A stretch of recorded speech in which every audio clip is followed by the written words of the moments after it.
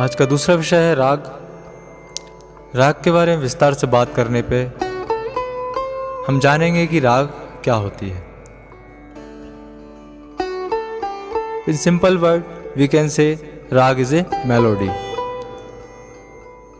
ध्वनि की उस विशिष्ट रचना को राग कहेंगे जिसमें स्वर तथा वर्णों के कारण सौंदर्य उत्पन्न हो, जो हमें सुनने में बहुत अच्छा लगे, मनुष्य के चित्त का रंजन करे, वह राग कहलाता है।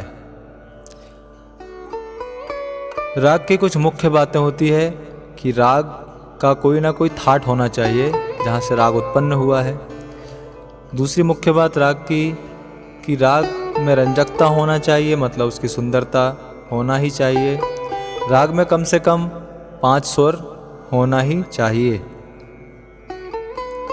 राग में लगने वाले स्वर जैसे कि गंधार है, गा स्वर। गा स्वर के दोनों रूप एक साथ राग में नहीं लग सकते एक साथ, जैसे कोमल गंधार और शुद्ध गंधार को एक साथ राग में नहीं दिखाया जा सकता है। रागों में आरोह व अवरोह होना अति आवश्यक है जिससे राग की पहचान हो सके। राग में कभी भी षड्ज यानी सा स्वर वर्जित नहीं होता और रागों में मध्यम व पंचम स्वर मा और पा ये दोनों एक साथ और एक ही समय में कभी भी वर्जित नहीं हो सकते। अगर राग में पंचम वर्जित है तो मध्यम रहेगा, अगर मध्यम वर्जित है तो पंचम रहना आवश्यक, अति आवश्यक है। राग में वादी स्वर एवं संवादी स्वर का होना आवश्यक रहता है। इन स्वरों पर ही विशेषकर राग में जोर दिया जाता है गायन एवं वादन के दौरान। यहाँ पर अब हम रागों की जाति देखेंगे। रागों 3 प्रकार की जातियाँ होती हैं, एक औडव, सौडव और संपूर्ण।